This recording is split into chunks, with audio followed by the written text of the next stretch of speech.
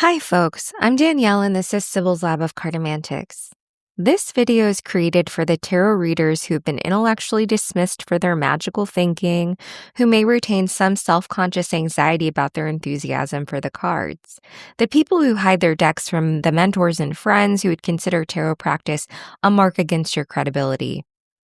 Consider this video a manifesto for you, addressed to the rational skeptics who are willing to entertain a three-point critical argument in defense of tarot. In the spirit of putting my doctorate to use, let's see if we can move the needle on your attitude toward the cards. And while we walk through each of these three arguments, enjoy a flip through of three esoterically rich, visually evocative tarot decks to occupy your gaze. So, tarot cards. Many of us have faced the critics who sneer at the very prospect of pretending that a deck of cards with pictures on them has any intellectual merit whatsoever. And look, I get it. I really do. In an age of scientific rationalism, evidence-based thinking, and healthy skepticism toward anything that smells even remotely like pseudoscience, tarot seems like an easy target. It's been relegated to the realm of carnival fortune tellers, New Age mysticism, and late-night psychic hotlines. It's the stuff of eye rolls and dismissive hand waves. Today, I want to present an intellectual defense of tarot, not to debate whether it can predict the future, but to argue that regardless of your stance on divination, tarot, intellectually understood, is a legitimate and valuable tool that operates at the intersection of psychology, semiotics, and philosophy.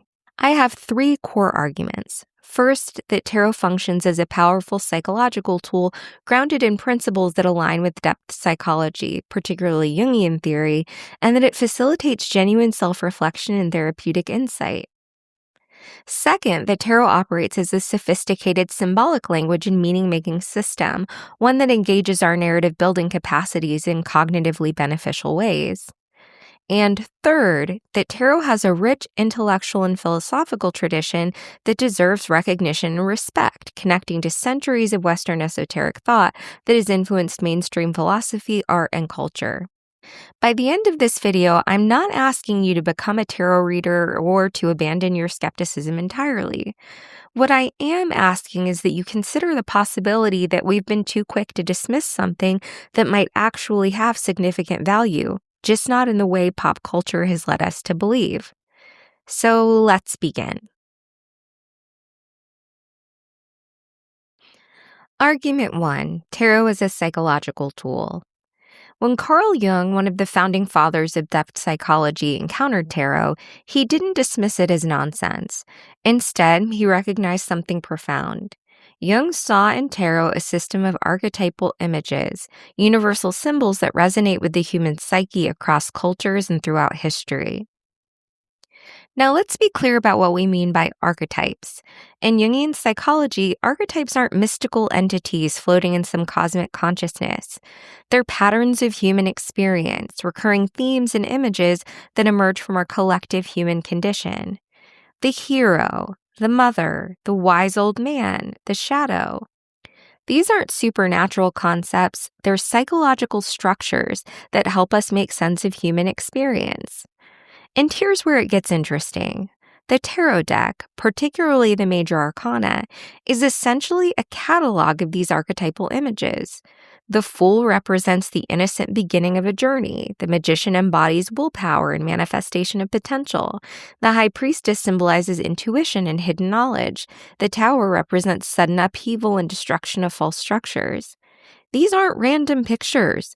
They're a carefully constructed symbolic system that maps onto fundamental human experiences and psychological states.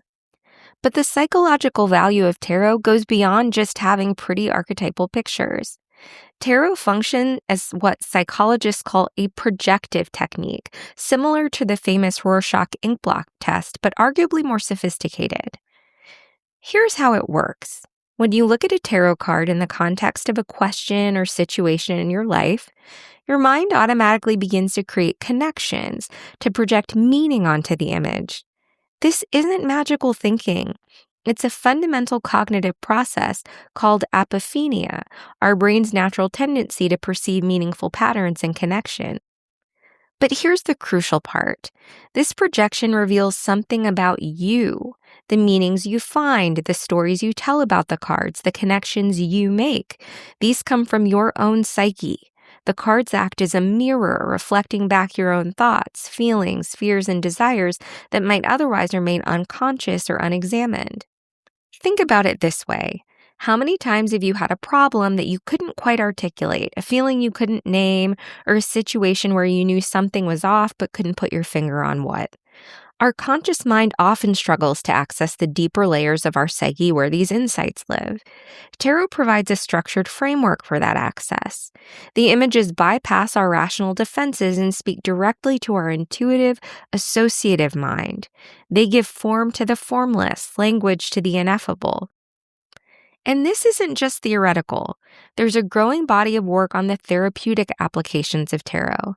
Therapists and counselors, licensed, credentialed professionals, are increasingly incorporating tarot into their practice as a tool for facilitating dialogue and self-exploration.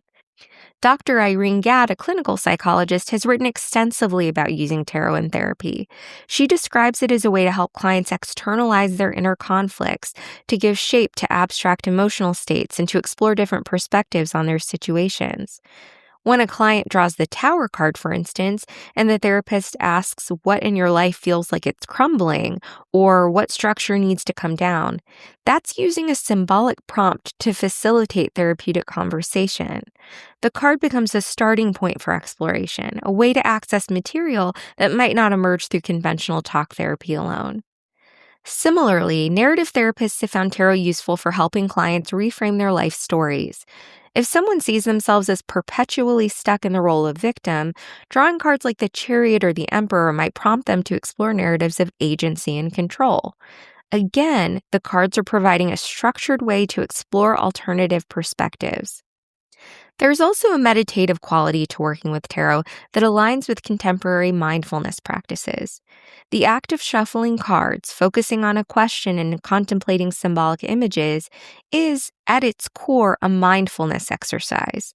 It requires you to slow down, to be present, to engage in focused attention. In our age of constant distraction, of scrolling and multitasking and information overload, tarot offers a structured practice of contemplation. It's a reason to sit quietly, to think deeply, to engage with symbolic and metaphorical thinking rather than just literal surface-level processing. Research in cognitive psychology has shown that engaging with metaphor and symbol activates different neural pathways than literal thinking. It engages the right hemisphere of the brain, associated with holistic processing, pattern recognition, and emotional integration. In a culture that heavily privileges left brain analytical thinking, tarot provides a counterbalance, a way to engage the whole mind. Now, I know what the skeptics are saying. This is just confirmation bias. People see what they want to see in the cards. It's no different from horoscopes, vague enough that anyone can find meaning in them. And you know what? There's some truth to that. Confirmation bias is real, and it absolutely plays a role in how people interpret tarot. But here's the thing. That doesn't invalidate the psychological value. Let me ask you this. Is therapy invalidated because it relies on the client's subjective experience? Is journaling worthless because you're just writing down your own thoughts? Is meditation pointless because you're just sitting with your own mind? The fact that tarot works through subjective interpretation isn't a bug, it's a feature. The whole point is to engage your subjective experience, to explore your own psyche, to access your own wisdom. The cards don't need to have objective, universal meanings to be psychologically valuable. They just need to prompt genuine self-reflection and insight. Moreover, good tarot practice actually involves questioning your initial interpretations, exploring multiple perspectives, and being willing to sit with uncomfortable truths. It's not about finding the meaning you want, it's about being open to what emerges, even when it challenges you. And here's something else. Even if we grant that some of what people get from tarot is placebo effect, so what? The placebo effect is real. It produces measurable results. If engaging with tarot helps someone gain clarity, reduce anxiety, or make better decisions, even if it's just because they believe it will, that's still a real benefit. There's actually an interesting paradox here. Critics often say that tarot only works because of self-fulfilling prophecy. If you draw a card suggesting success and then you succeed, it's only because the card made you more confident and motivated. But think about what that means. If tarot can genuinely influence your mindset, your confidence, your motivation, and thereby your outcomes, isn't that actually pretty powerful? Isn't that exactly the kind of psychological tool we should value? For the purposes of this argument, the question isn't whether tarot has supernatural power. The question is whether it has psychological utility that even skeptics can recognize. And the evidence suggests that it does. Argument 2. Tarot is a symbolic language and meaning-making system. Let's shift gears and talk about something fundamental to human nature. We are meaning-making creatures. We don't just experience the world, we interpret it, we narrativize it, we create stories to make sense of our experiences. This isn't a flaw in human cognition, it's a feature. It's how we've survived and thrived as a species. Our ability to create and share meaning through symbols, stories, and metaphors is what separates us from other animals. It's the foundation of language, culture, art, religion, and philosophy. And tarot? Tarot is a sophisticated system for meaning making. Let's talk semiotics, the study of signs and symbols and how they create meaning. This is a legitimate academic field studied in linguistics, philosophy, anthropology, and literary theory. Scholars have shown us that meaning doesn't exist in objects themselves. It exists in the relationships between signs in the systems of difference and association that we create. Tarot is a semiotic system. Each card is a sign that points to multiple layers of meaning. The images, signifiers, connect to concepts, emotions, and experiences, the signifieds, through a complex web of associations. And these associations aren't arbitrary. They're built on centuries of symbolic tradition, drawing from mythology, astrology, numerology, Kabbalah, alchemy, and more. What makes tarot particularly sophisticated is its multivalence. Each card can mean many things depending on context, position, and relationship to other cards. The death card doesn't just mean literal death. It can signify transformation, endings, release, rebirth, or the death of old patterns. The meaning emerges from the interplay of symbol, context, and interpreter. This is exactly how language works.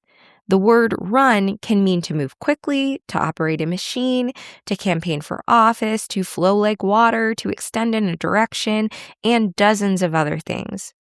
We determine meaning through context. Tarot operates on the same principle but with visual symbols instead of words. Here's where it gets really interesting. Tarot provides a narrative framework for understanding experience. When you do a tarot reading, you're not just looking at random images, you're constructing a story. A simple 3-card spread, past, present, future, is a narrative structure. It has a beginning, middle, and end. It implies causation, development, and trajectory. Even if the cards are drawn randomly, the act of arranging them in this structure and finding connections between them engages our narrative cognition. And narrative cognition is incredibly important. Research in cognitive psychology and neuroscience has shown that we understand and remember information much better when it's structured as a story. We think in narratives. We remember in narratives. We make decisions based on the stories we tell ourselves about who we are and what's possible. Tarot gives us a tool for consciously engaging with our personal narratives. It allows us to step back and look at the story we're living, to consider alternative plot lines, to identify the themes and patterns that keep recurring. This is metacognition, thinking about thinking, and it's one of the most valuable cognitive skills we can develop. Let's talk numbers for a moment. A standard tarot deck has 78 cards. If you're doing a simple 3-card reading, that's 78 times 77 times 76 possible combinations. 456,456 different 3-card spreads. For a 10-card Celtic cross spread, the number of possible combinations is astronomical. This combinatorial complexity means that tarot is not a simple reductive system. It's not like a fortune cookie with a handful of generic messages. The possible meanings and interpretations are vast, nuanced, and specific. Moreover, the relationship between cards creates emergent meanings, meanings that arise from the combination that wouldn't exist in the individual cards alone. The Lover's card next to the Tower tells a very different story than the Lovers next to the Sun. This is sophisticated symbolic thinking, not simplistic fortune telling. Working with tarot also develops what psychologists call cognitive flexibility, the ability to think about things in multiple ways, to shift perspectives, to see connections between seemingly unrelated concepts.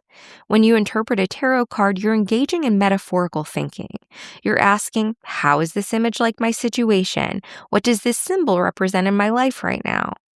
This is the same cognitive process involved in understanding poetry, appreciating art, or grasping complex philosophical concepts.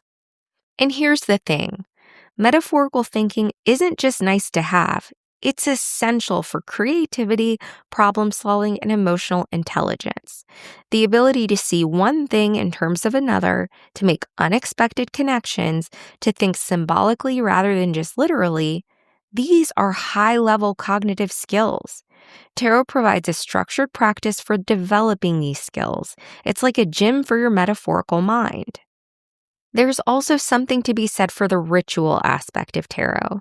Humans have always used ritual to mark important moments, to create sacred space, to signal to ourselves that something significant is happening.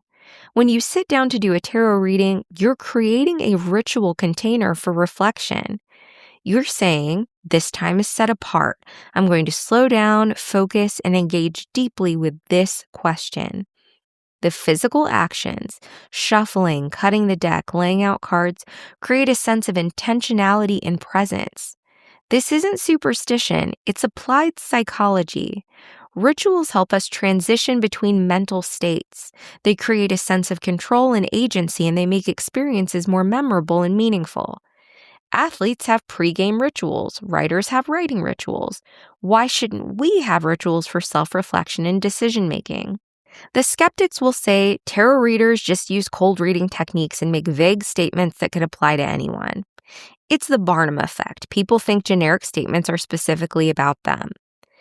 And again, there's some truth here. Bad tarot reading absolutely can be just cold reading and vague generalities.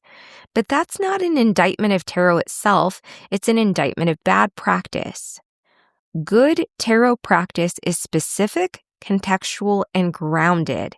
It's not about making vague pronouncements like you will face a challenge soon. Who doesn't face challenges? It's about using the cards as prompts for specific, detailed exploration of specific situations. Moreover, when you're reading for yourself, which is how most serious tarot practitioners primarily use the cards, there's no cold reading involved. You're not trying to impress or convince anyone. You're just using the cards as a tool for your own reflection. And yes, the Barnum effect is real, but the solution isn't to abandon symbolic systems altogether. It's to use them more skillfully, more critically, more consciously. To ask not just, does this feel true, but why does this feel true? What specifically does this illuminate? What am I projecting here? Finally, let's not overlook the fact that tarot is also an art form.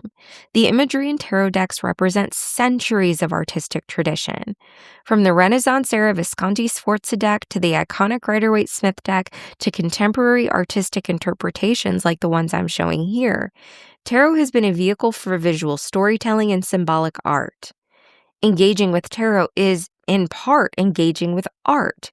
It's looking at images, contemplating their composition and symbolism, appreciating their aesthetic qualities.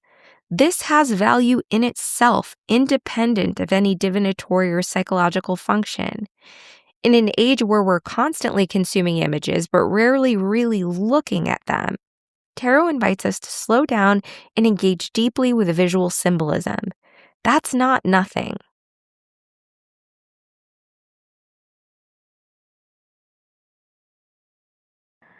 Argument 3, Tarot's historical and philosophical legitimacy.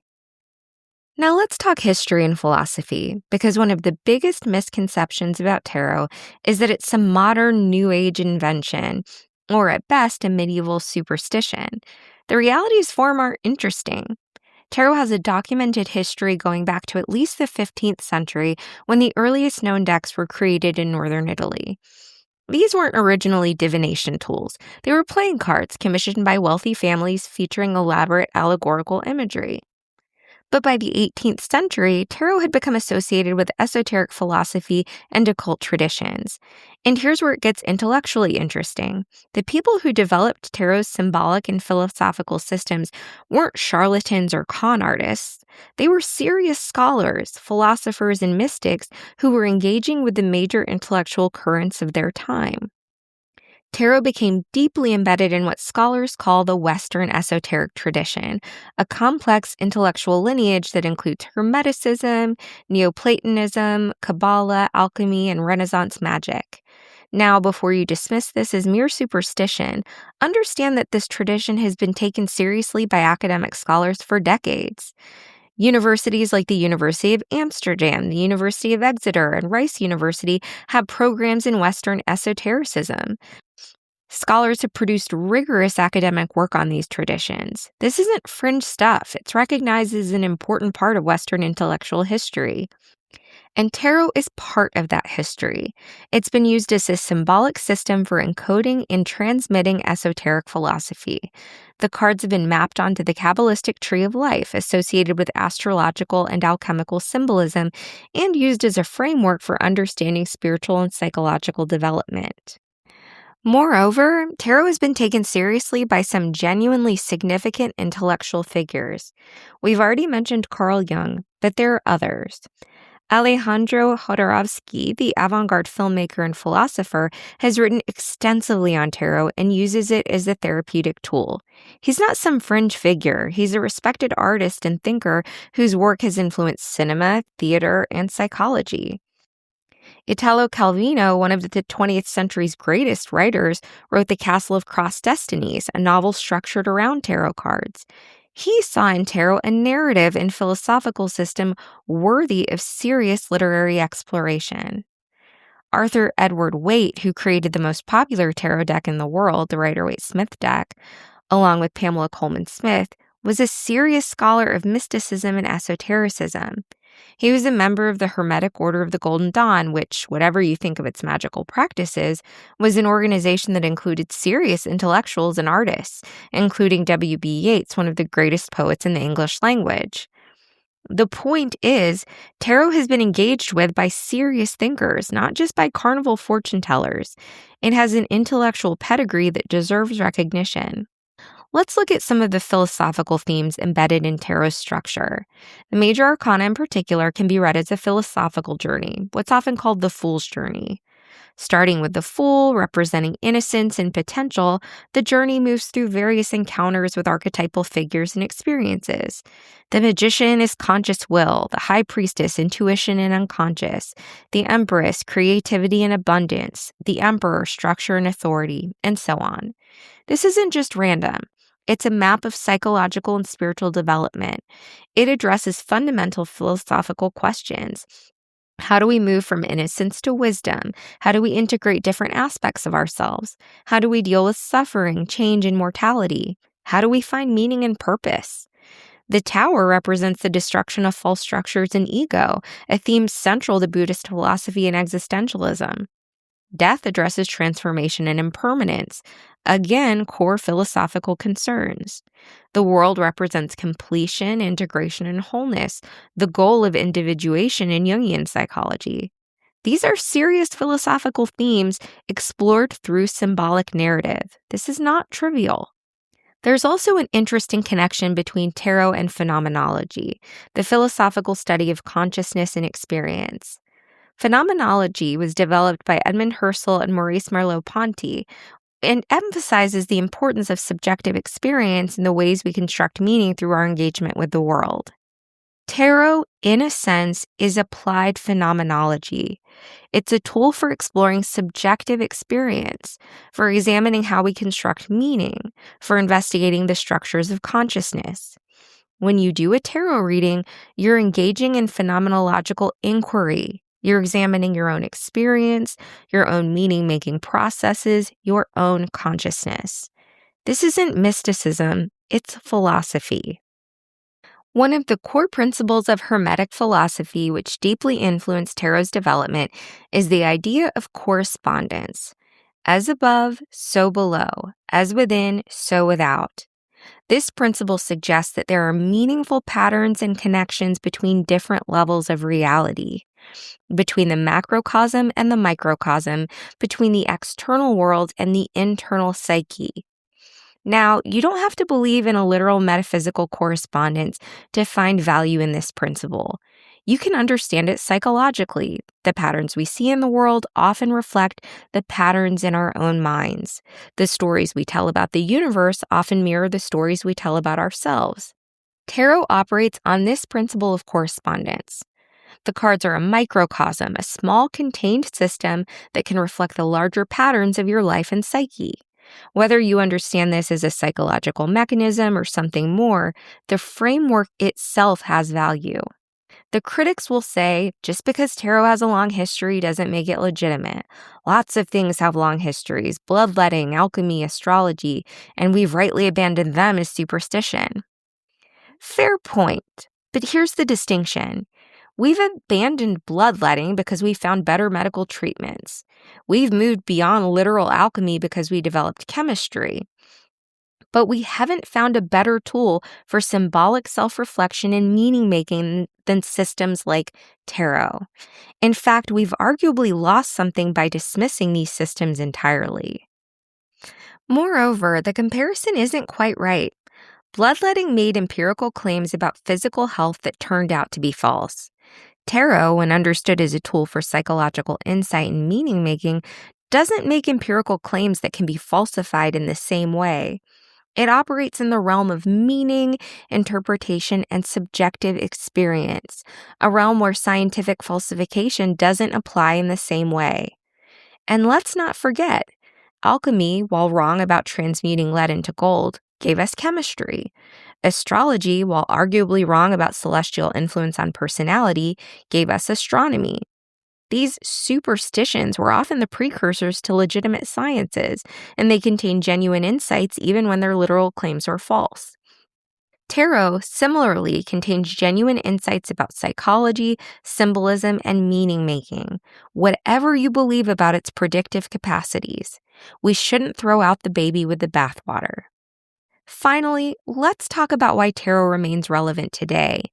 In an age of scientific materialism and technological rationality, you might think tarot would have died out. Instead, it's experiencing a renaissance, particularly among younger generations. Why? I'd argue it's because tarot addresses needs that our dominant cultural paradigm doesn't adequately meet. It provides a space for reflection in an age of constant distraction, a symbolic language in an age of literal mindedness, a tool for meaning-making in an age of existential uncertainty, a practice of ritual in an age of disenchantment, a framework for exploring the psyche in an age that often reduces mental health to brain chemistry. These are real needs. And tarot, whatever its limitations, addresses them in ways that purely rational scientific approaches often don't. This doesn't mean we should abandon science or rationality. It means we should recognize that human beings need more than just empirical facts and logical analysis. We need meaning, symbol, ritual, and narrative. We need tools for engaging with the full depth and complexity of human experience. Tarot is one such tool. So what have we established?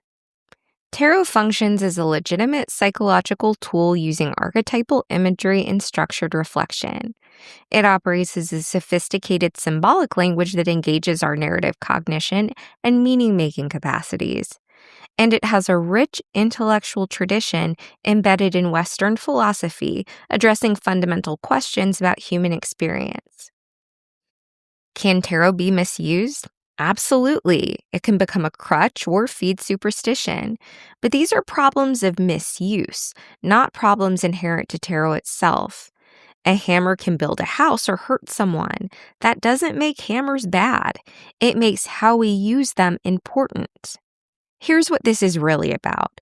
We live in an age that privileges empirical, quantifiable knowledge and dismisses everything else. Science and rationality have given us incredible gifts, but we've also lost comfort with ambiguity, metaphor, and symbolic thinking. We've lost practices of contemplation and meaning-making.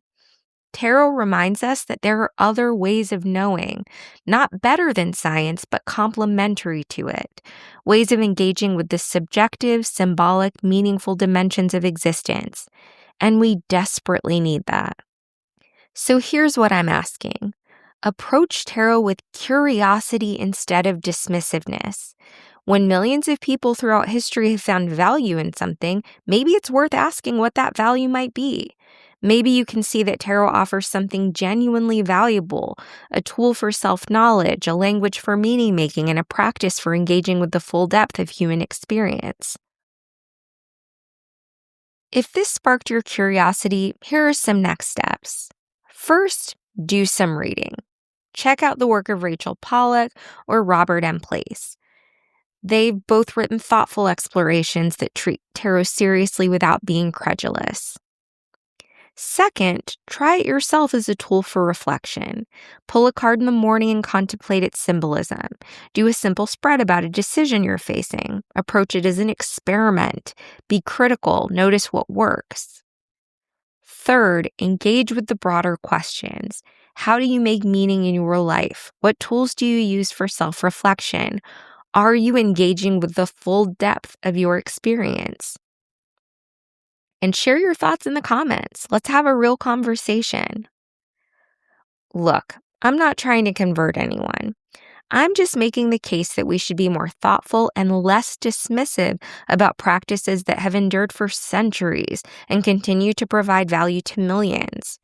Whether or not you believe tarot is magic, it is demonstrably a sophisticated tool for psychological insight, symbolic thinking, and meaning-making. And in a world that desperately needs more self-reflection and engagement with meaning, that's actually quite a lot.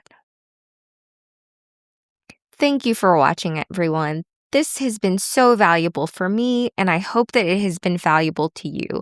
Whether you're a person who came here as a skeptic and walk away maybe a little convinced, a little curious, or you're a person who needed to fortify yourself with your own arguments so that you could go face your enemies out there who would criticize your practice, take what works of these arguments and leave the rest. Remember, as you go about your week, to stay curious, stay critical, and stay open to the possibility that wisdom can come from unexpected places. Thanks for hanging with me. I'm Danielle, and until next time, I will see you in the lab. Bye, everyone.